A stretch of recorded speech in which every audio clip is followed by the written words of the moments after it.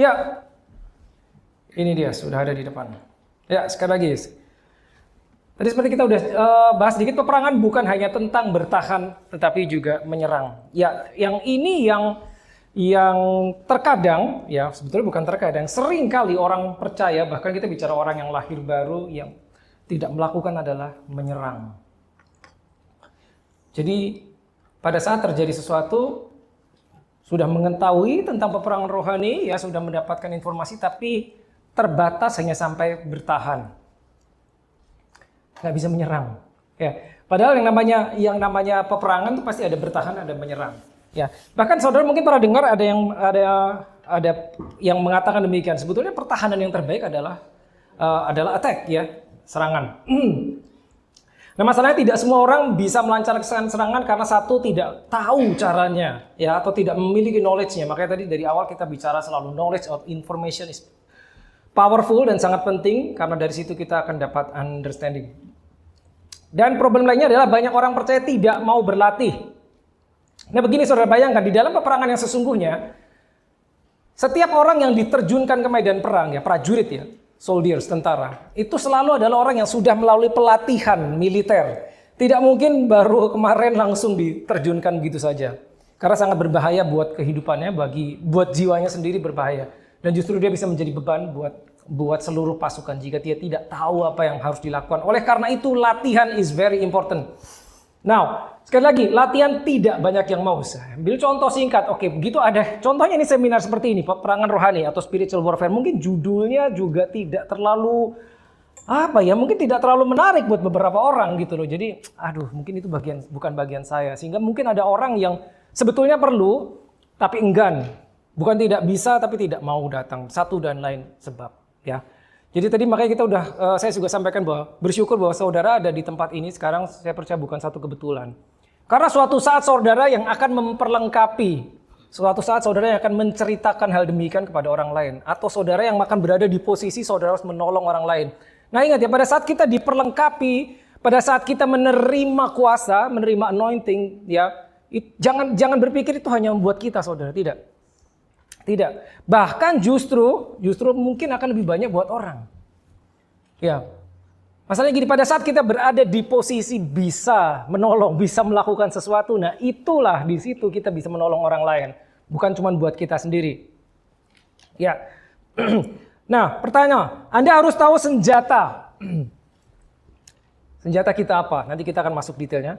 Itu yang pertama, lalu harus tahu cara menggunakannya. Dan yang ketiga, harus punya otoritas atau wewenang untuk menggunakannya. Nah, itu ada gambar senjata ya. Katakanlah saudara ada di dalam peperangan. Terus saudara diberi itu. Diberi itu tuh. Nah itu bisa menembak musuh dari jarak jauh. Tapi kalau saudara diberi itu, belum tentu itu berguna buat saudara. Itu senjata. Yes, itu senjata. Tapi kalau itu diberikan di tanganmu sekarang, belum tentu itu berguna. Kenapa? Gak bisa makainya. Lihat di film sering. Tapi apakah ada di ruangan ini yang pernah menggunakan sesungguhnya benda itu? Gitu loh. Jadi seperti itu. Sekali lagi, itu tadi kita bicara protokol tentang cara, tentang knowledge, tentang information, itu penting sekali saudara. Ya. Jadi pada saat itu ada di tangan saudara, tapi saudara gimana caranya? Ya udah tarik aja toh itu pelatuknya. Ntar dulu, itu ada locknya, ada kuncinya. Gimana membuka kuncinya kalau pelurunya habis, gimana pasangnya dan seterusnya. Teknis. Hal-hal teknis itu penting karena itu bisa menyelamatkan kita pada saat di dalam pertempuran yang sesungguhnya. Ya, jadi cara tahu menggunakan penting dan satu lagi wewenang. Wewenang kita bicara otoritas. Kalau saudara membawa benda ini keluyuran, saudara ilegal.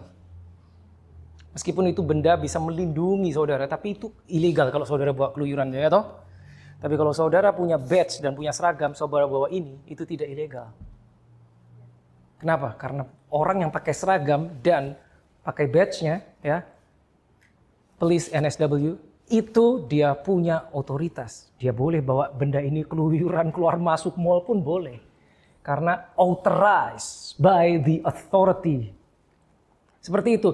Di alam roh, pada saat kita lahir baru, sebetulnya kita di-authorize begitu kita menerima Roh Kudus, berarti kita memiliki otoritas untuk mengoperasikan yang ada di Efesus 6 ayat 10 sampai 18, nanti kita akan buka, seluruh lengkap senjata ilahi. Kita tuh di-authorize sebetulnya. Masalah bisa pakainya itu memang nomor 2. Ada yang bisa, ada yang enggak. Karena sekali lagi informasi yang terbatas atau bahkan tidak punya. Oke, next slide please. Ya. Nah, ini dia. Secara cepat kita detail ya. Masih ada waktu. Nah, apa saja? Efesus 6 dari kita ambil dari 13 saja, nggak usah dari 10. Ya. Nah, kalau saudara Google, ya selengkap senjata Allah, ya, atau saudara Google bahasa Inggris, Armor of God, Armor of God. 99%, 99% saudara hanya akan ketemu 6. Aneh itu. Saudara boleh Google sekarang, saudara akan dapat hanya 6. Tapi remember, God never stops on 6. Gak pernah. Always 7. Always 7. Ya, kita lihat. Karena itu ambillah seberapa banyak? Seluruh. Bayangkan seluruh. Sebentar ada 7. Kita pakai 2 aja. No, Alkitab bilang seluruh perlengkapan senjata Allah. Ya, armors of God, bukan from God. Of God, senjata Allah dikatakan selengkap. Ingat, kata selengkap penting. Berarti semuanya, tidak boleh 1, 2. Kalau 7 harus 7-nya. Ambil selengkap senjata Allah, bukan senjata dari Allah. The Bible is very detailed. Senjata dari Allah adalah senjata yang diberikan kepadamu yang ngasih Allah, karena senjata dari Allah. Tapi kalau senjata Allah, armor of God, itu senjatanya dia sendiri. Nah, bedanya ya. Jadi sekali lagi, seluruh perlengkapan senjata Allah supaya apa dikasih tahu? Supaya kamu dapat mengadakan perlawanan pada hari yang jahat itu. Dan kita tahu hari-hari ini adalah jahat. Supaya kamu dapat mengadakan perlawanan. Jadi kalau kita tidak mau melawan, kita cuma mau diam, duduk, menunggu, kita nggak perlu ini. Gitu. Ini perjanjian baru, saudara. Setelah Yesus bangkit, Rasul Paulus yang mengatakan. Jadi ada memang.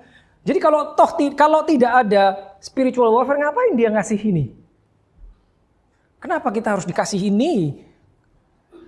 Ya, faktanya kita diberikan senjata ini berarti dia tahu kita akan menghadapi perlawanan pada hari yang jahat itu. Setelah kamu menyelesaikan segala sesuatu, selesai toh.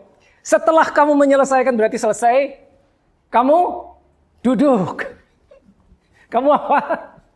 Tetap berdiri. Bahasa Inggrisnya bagus. Having done all to stand, stand therefore. Udah selesai nih, sudah selesai.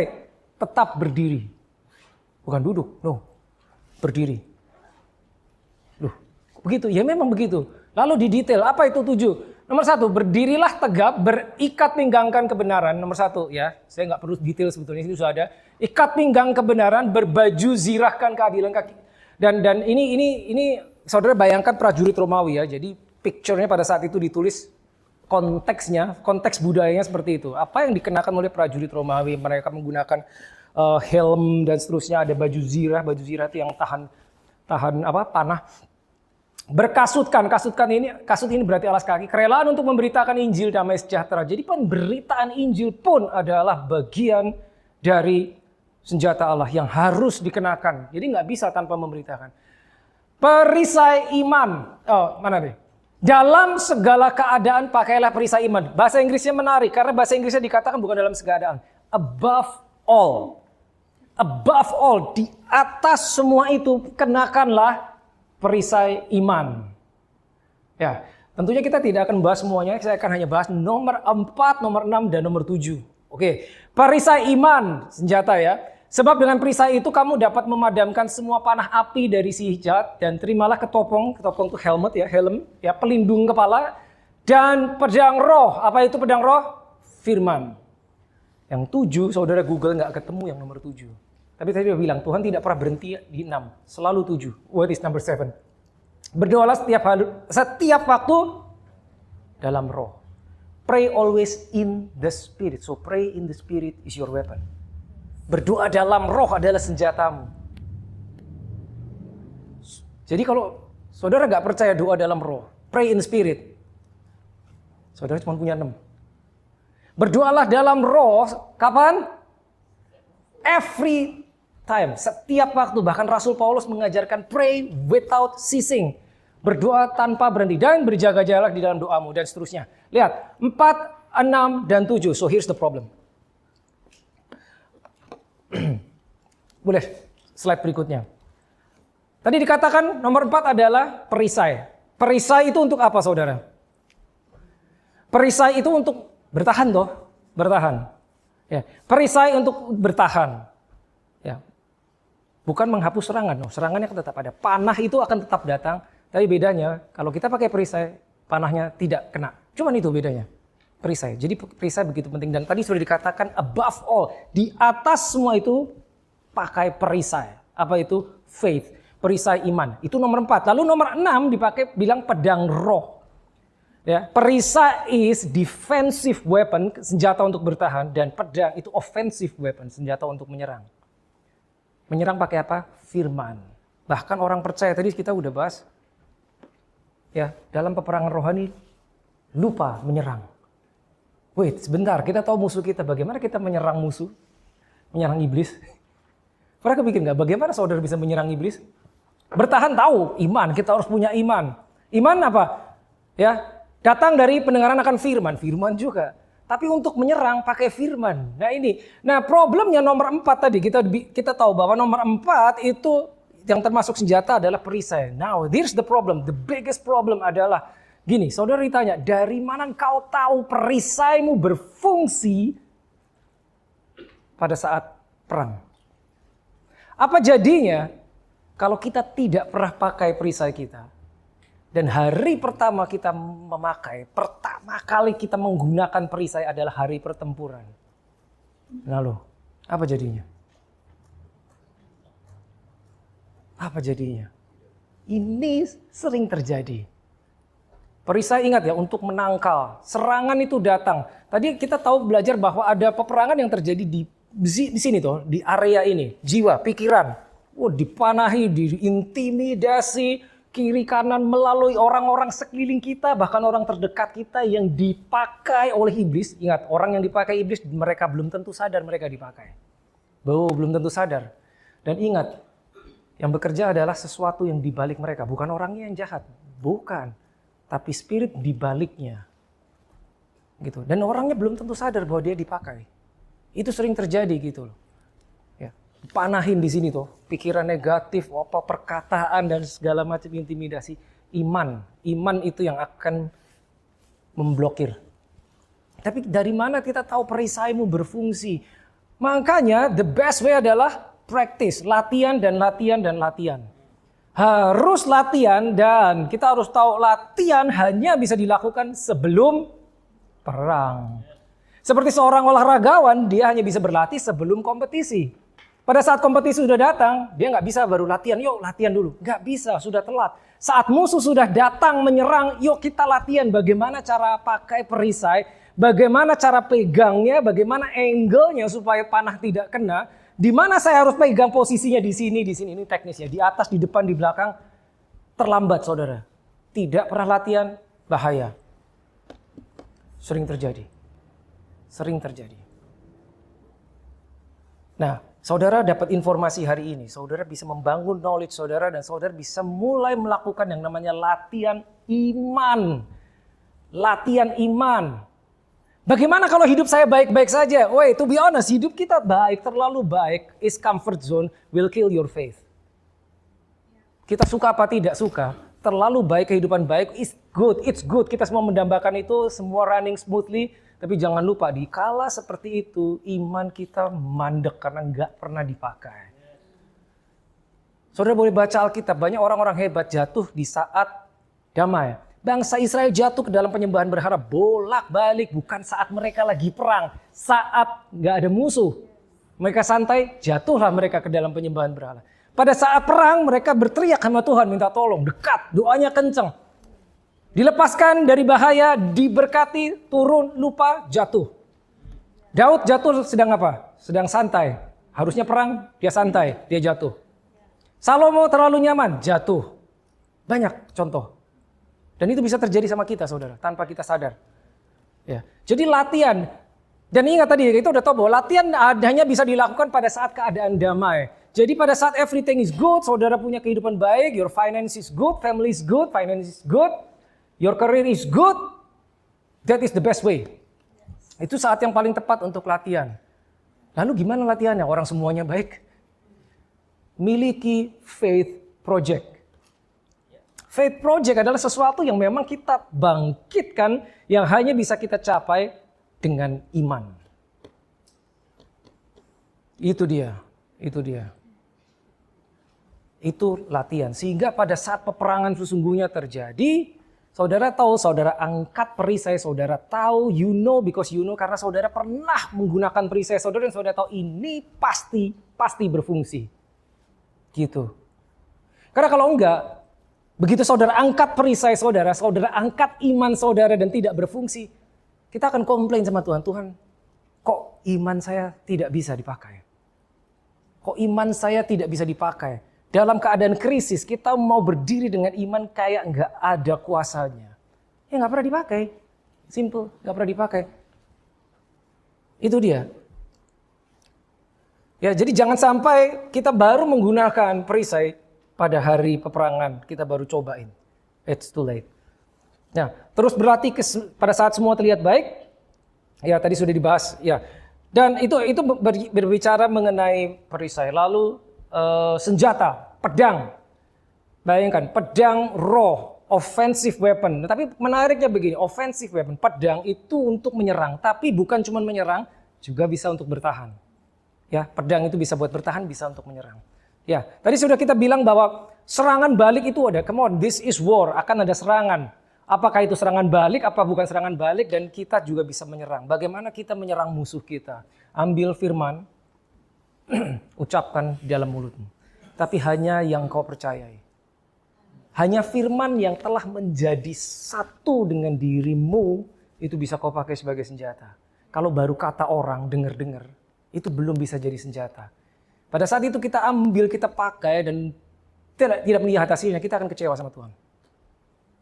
Nah, bagaimana firman itu bisa menjadi milik kita? Tadi kita harus bahas, ya, temukan firmannya, meditate, ya, renungkan siang dan malam, taruh di dalam hati kita sampai itu hidup, dan itu akan muncul sendiri pada saat dibutuhkan. Baru itu bisa menjadi milik kita, karena kita percaya, kita tahu, I know dalam kondisi ini firman yang mana? Saya tahu. Dalam kondisi ini firman yang mana? Saya tahu. Jadi the best way gini saudara. Saudara mengalami situasi. Apapun, konflik. Di rumah tangga sekalipun konflik. Di dalam pekerjaan konflik. Cari di Alkitab. Apa yang Alkitab katakan tentang situasi saudara. Yang serupa. Yang berkenaan. Yang mirip. Temukan itu. Temukan janji Tuhan di situ. Ambil. Renungkan. Doakan. Ya. Ingat tadi ya. Itu harus dikandung dulu. Sampai lahir. Sampai itu menjadi milikmu. Baru itu berfungsi. Itu protokol saudara. Seperti itu. Sekali lagi itu bukan legalisme. Bukan. Tapi understanding bagaimana kita menggunakan senjata ilahi. Dan satu lagi tadi yang nomor 7 adalah pray in spirit. Doa di dalam roh.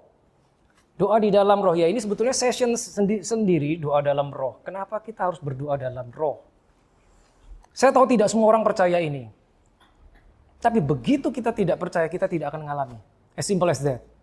Kekristenan kita adalah kehidupan dengan iman. Kita percaya baru kita mengalami. Pada saat kita tidak percaya, saya nggak percaya dengan doa dalam roh. Doa bahasa roh saya nggak percaya.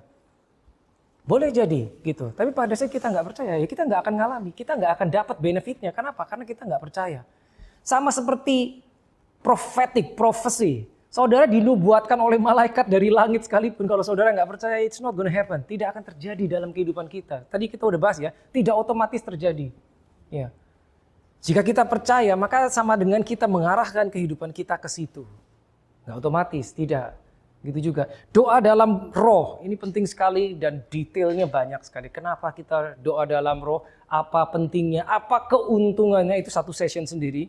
Ya, saya nggak bahas detail di hari ini karena itu panjang, itu satu session sendiri 40 menit. Ya, benefit of pray in tongue, benefit of pray in spirit. Ya, tapi satu hal begini. Saat saudara berdoa di dalam roh, ya, saudara itu menggunakan jalur khusus hanya Tuhan yang tahu. Musuhmu tidak tahu. Ini ilustrasi seperti itu. Ya, saudara berkomunikasi direct. Karena kita menjelaskan pada saat kita berdoa di dalam roh, itu roh kita yang berdoa dan akal budi kita itu unfruitful, tidak ikut berdoa. Ingat ya, kita terdiri dari 3 bagian, roh, jiwa, dan tubuh. Roh kita itu adalah identitas kita yang sesungguhnya. Tapi sering kali kita nggak paham dengan apa itu spirit. Padahal identitas kita di situ. Gitu. Kalau kita mau mengalami apa yang janji Tuhan, ya supernatural living itu harus dari dalam keluar, bukan dari luar ke dalam. Roh, peperangannya juga roh. Kalau saudara buka di Alkitab, berkat yang diberikan Tuhan itu juga berkat roh, berkat rohani. Efesus 1 ayat 3 dikatakan demikian. Ya, kenapa? Karena kita manusia roh.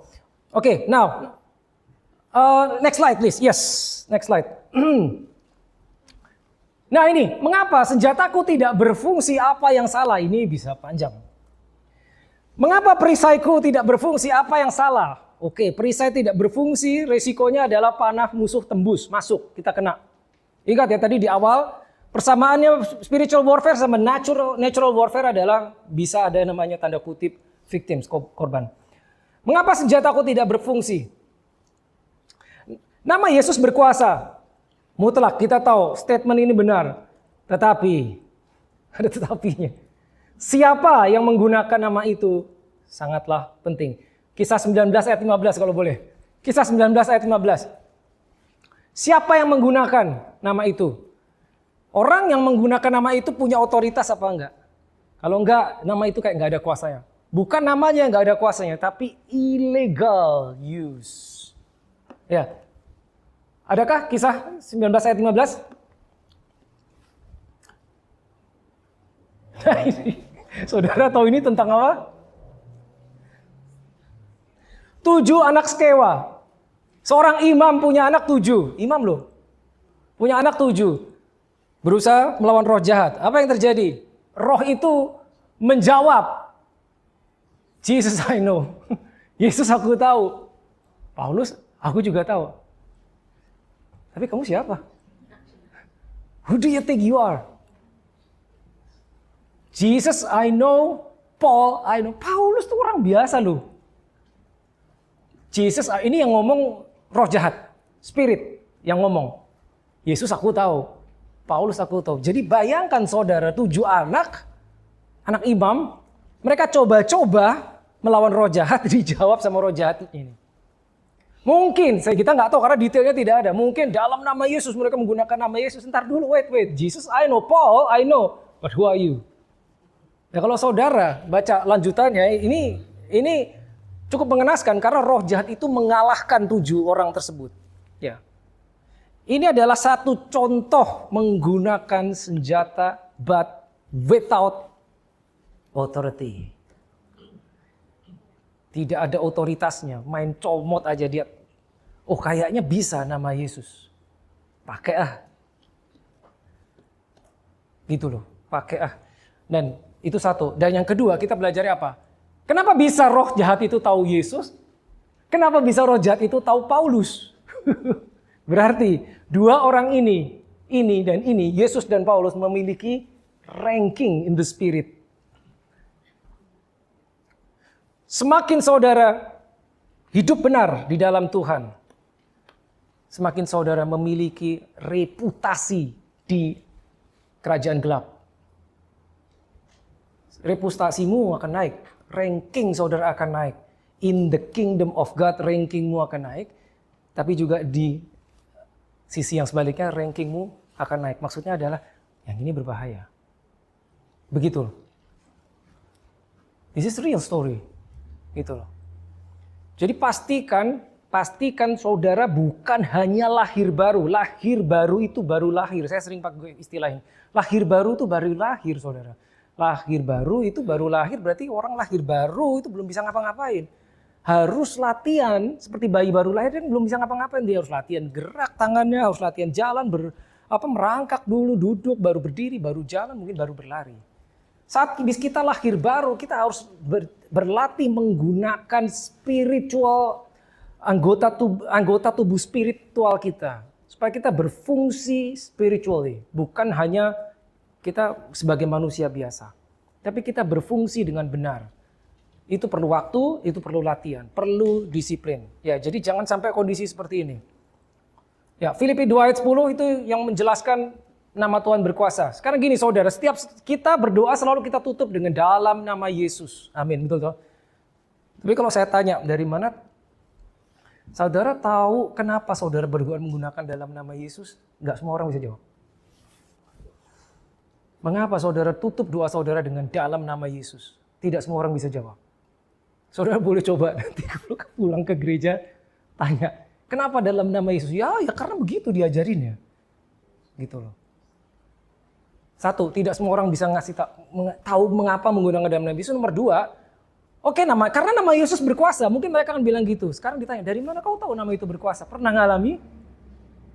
Kalau belum, itu baru kata orang. This is hard stuff. Tahukah saudara bahwa nama itu berkuasa? Kalau saudara belum mengalami, ya kembali dulu ke slide sebelumnya, bukan yang ini.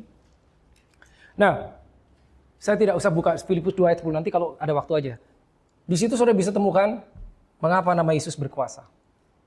Tapi ingat, orang yang menggunakannya harus memiliki otoritas. Jika tidak, dia menggunakannya dengan posisi ilegal. Karena dia tidak mengenal Yesus. Tapi dia mencoba menggunakan nama Yesus. Ilegal. Seperti layaknya saudara bawa senjata, tapi saudara tidak mengenakan seragam. Tidak mengenakan badge. Ilegal. Ceritanya akan berbeda. Satu sumber memancarkan dua jenis air yang berbeda. Nah ini kita harus buka. Yakobus 3 ayat 10. Ya ini udah ayatnya sudah ada. Saudara boleh capture. Ya Yakobus 3 ayat 10. Satu sumber memancarkan dua jenis air yang berbeda. Ini bisa menjadi sebab mengapa senjataku tidak berfungsi. Ya. Senjata tidak berfungsi di dalam peperangan itu big problem. Big problem. Ya, saudara tahu di Yakobus 3 ayat 10 itu dikatakan satu sumber mata air tidak bisa memancarkan air yang tawar dan air yang pahit. Tidak bisa. Nah, saudara tahu yang dimaksud di situ adalah apa? Mulut kita ini loh. Ini seperti mata air. Ya, boleh ke Yakobus 3 ayat 10? Ya, kalau ada. Ya. Nah, jadi saudara harus selalu cek apa yang keluar dari mulut saudara. Always harus selalu cek. Begitu saudara lahir baru, filter apa yang keluar. Satu, filter apa yang masuk. Karena begini saudara. Lihat itu. Dari mulut yang satu keluar berkat dan kutuk. Hal ini saudara-saudara tidak boleh terjadi demikian. Nah pada saat ini kita pergunakan untuk mengeluarkan berkat dan kutuk. Itu seperti mata air, mengeluarkan air tawar dan air pahit.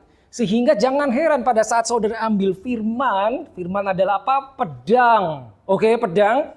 Untuk mengoperasikannya, ini kan tidak bisa dalam hati. Harus taruh di hati, dipercaya dan dilepaskan dari mulut. Deklarasi faith, declaration of faith, decree. Itu seperti mengambil pedang dan menggunakannya, mengaktifkannya untuk menyerang.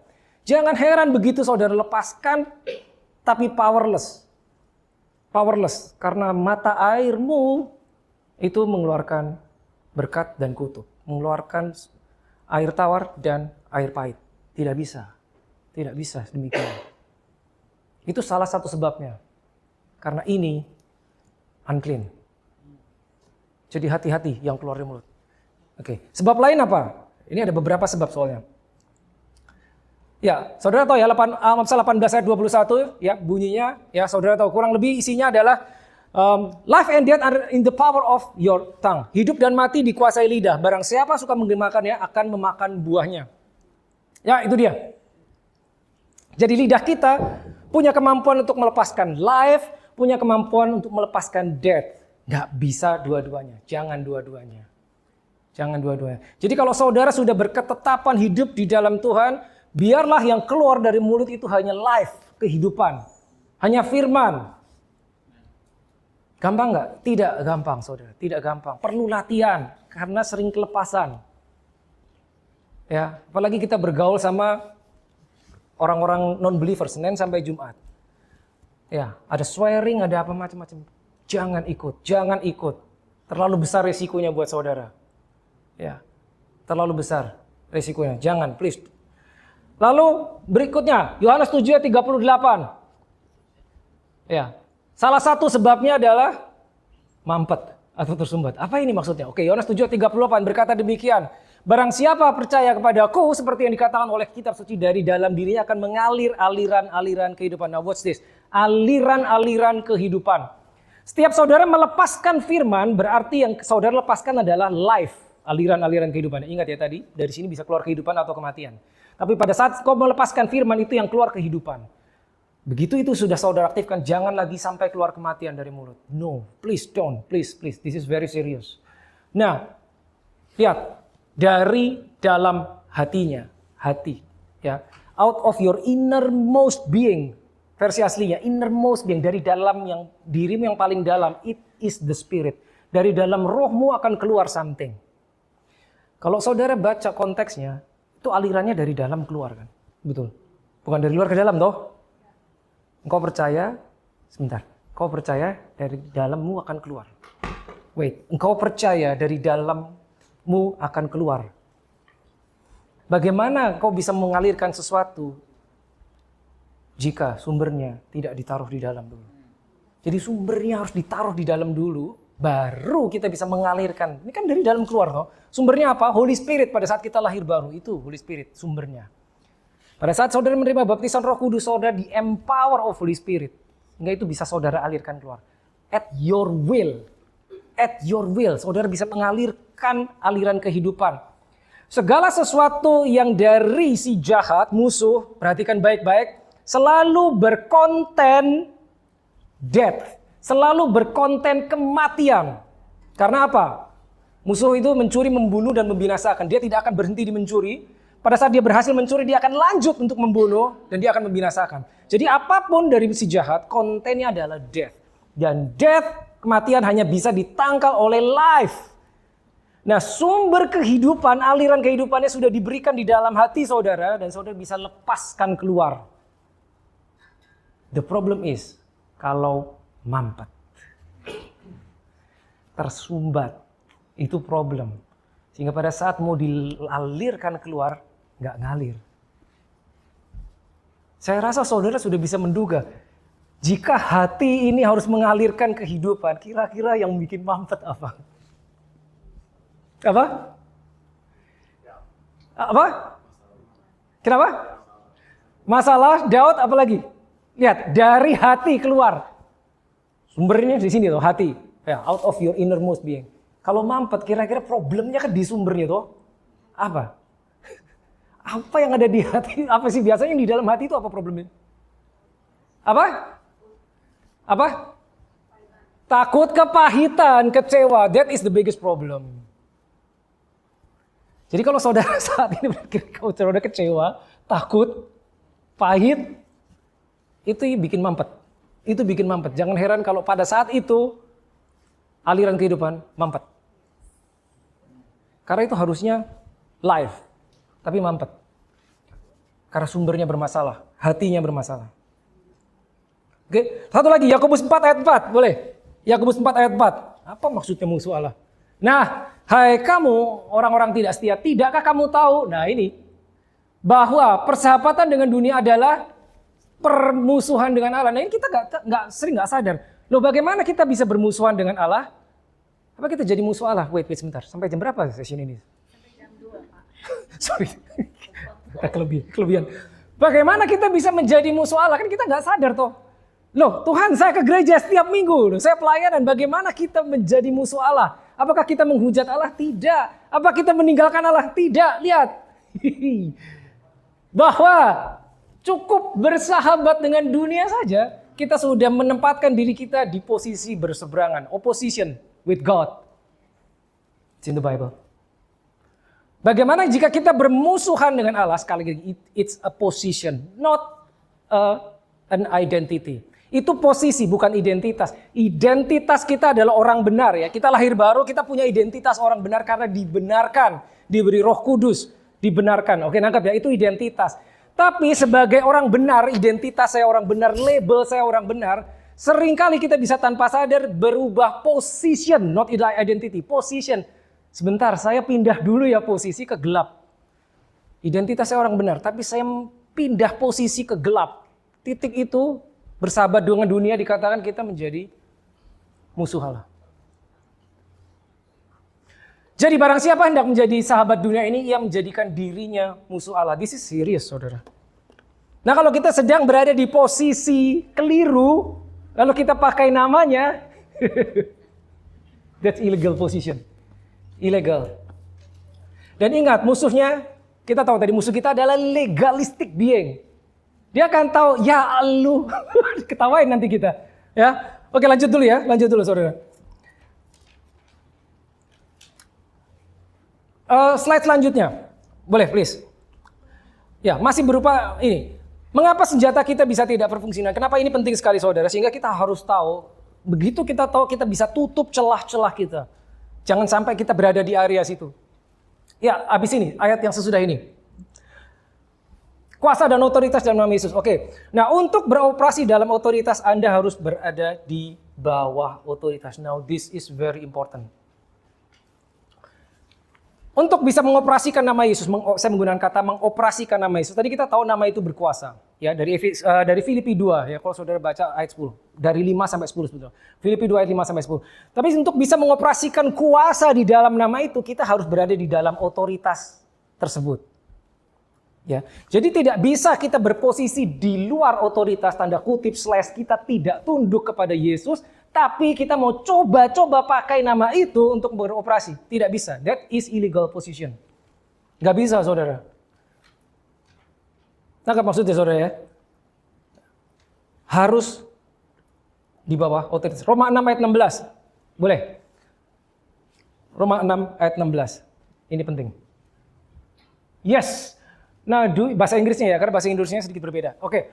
Do you not know that to whom you present yourself slave to obey, you are that one slave whom you obey, whether of sin leading to death or of obedience leading to righteousness. Maksudnya apa? Pada saat kita mentaati satu hal, maka kita hamba hal tersebut. Pada saat kita mentaati satu seorang, kurang lebih gini, interpretasinya adalah kita berarti hamba orang tersebut. Pada saat kita setuju dengan sistem dunia, setuju dengan sistem dunia. Ingat, sistem dunia belum tentu biblical. Tapi pada saat kita setuju dengan sistem dunia, pada saat kita tahu ini nggak biblical, tapi kita masuk di dalamnya, kita ikut di dalamnya, kita mengikatkan diri dengan sistem dunia, dengan cara setuju, dengan cara melakukannya. Berarti, tanda kutip, menurut ayat ini kita sedang menjadi hamba dunia. Begitu kita menjadi hamba dunia, kita di illegal position dari kerajaan surga. That means what? You are in the wrong kingdom. Warga kerajaan kita, kerajaan surga, warga negara kita, kerajaan surga, tapi kita berposisi sedang berada di gelap. Tahukah saudara bahwa kita sebagai orang benar, kita sudah dibenarkan, itu identitas ya. Identitas, bukan karena kita melakukan benar loh, bukan, dibenarkan, identitas. Tapi setiap kali kita bisa dengan kemauan kita, sebentar Tuhan, saya mau ke gelap dulu sebentar. Sebentar, saya orang benar Tuhan, saya tahu, tapi saya sebentar aja saya ke gelap. Bisa loh saudara, bisa. Kenapa? Kita masih punya kehendak bebas. Yes, kita masih punya kehendak bebas. Itulah makanya kita masih bisa melakukan kesalahan, bahkan dengan sengaja. Gitu loh. Bisa dibayangkan saudara, kita lagi tanda kutip main-main ke gelap, and then something happen, lalu kita pakai nama Yesus. Wait, something is wrong. Ya, saya harap saudara bisa nangkap ilustrasinya. Ya. Jadi the name of Jesus is powerful. That is true. Seluruh semesta, ya, bumi, di kolong bumi, di bawah bumi, semua tahu nama itu paling berkuasa. Tidak ada satupun di bawah kolong langit ini yang lebih besar dari nama itu. Yang olehnya manusia bisa diselamatkan. Bahkan musuh tahu bahwa begitu nama itu dipakai, dia harus tunduk. Tapi siapa yang pakai? Jangan sampai seperti anak sekewa.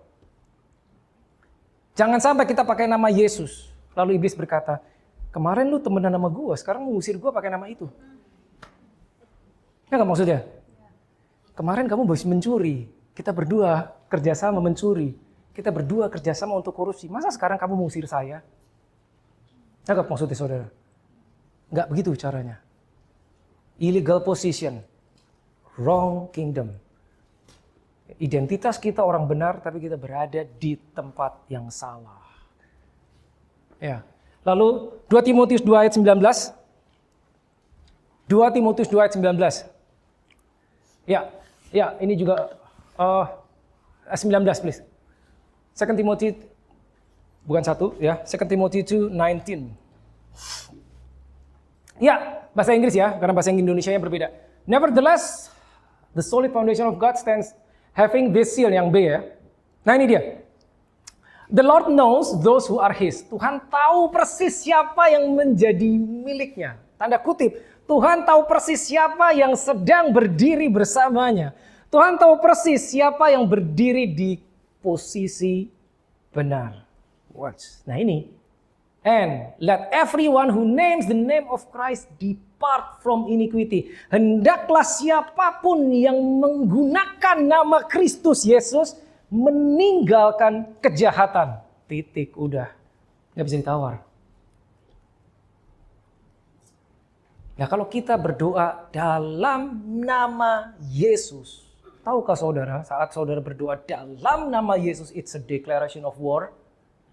Karena ada pihak yang tidak suka. Serius. Itu bukan mantra, bukan. Dalam nama Yesus is powerful. Kenapa bukan dalam nama Musa, dalam nama Abraham? Mereka juga orang hebat. Dalam nama Petrus, dalam nama Paulus. Ya, bisa. Kenapa harus dalam nama Yesus? Pikirkan baik-baik, renungkan. Karena nama itu has power. Sehingga pada saat saudara menggunakan nama itu dengan percaya dan depart from iniquity, meninggalkan kejahatan. Bicara apa? Saat kita menggunakan nama, ini ayatnya bilang begini loh. Let everyone who names the name of Christ depart from iniquity. Bukan legalisme loh, bukan. Bukan. Manual book kita mengatakan demikian. Kalau kita menggunakan nama Yesus, posisi kita tidak boleh digelap. The right kingdom. The right kingdom. Itu dia. Nah ini penting sekali untuk diingat saudara. Penting sekali untuk diingat. Oke, satu lagi. Ya, slide berikut. Celah. Kita bicara tentang celah. Apa itu celah? Celah terbuka. Ya. Celah gini. Kata celah itu mengindikan ya. Celah terbuka itu mengindikasikan ada sesuatu yang terbuka tapi yang tidak seharusnya terbuka. Betul kan? Maka disebut celah. Dan kalau disebut celah itu biasanya tidak lebar. Kalau lebar bukan celah.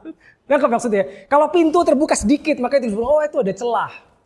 Beda dengan pintu terbuka lebar. Tidak lagi disebut celah. Tapi memang betul ada sebuah jalan. Mas. Tapi ini celah. Nah celah terbuka berarti mengindikasikan sesuatu yang tidak harusnya terbuka, tapi terbuka. Apakah disengaja ataupun tidak? Biasanya sih tidak sengaja.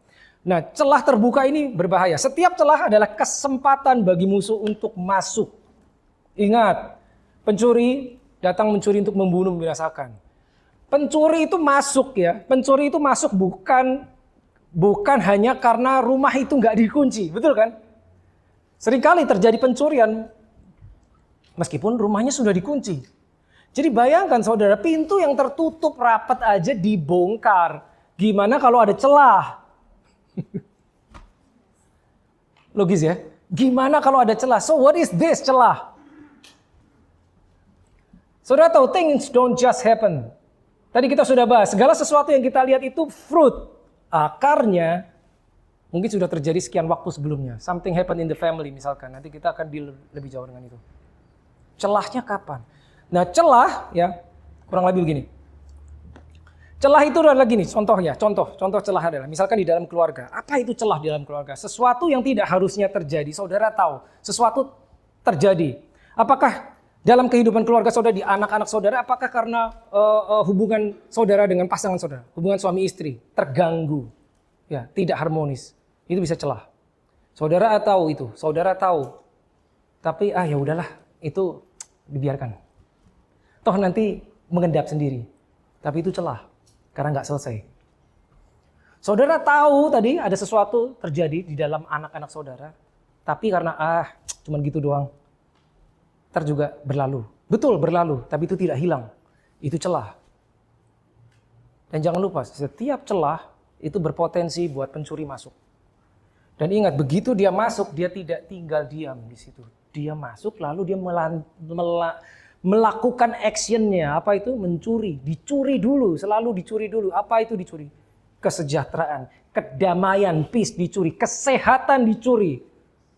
Orang sakit itu bisa kali karena kejahatan yang dicuri. Something's been stolen.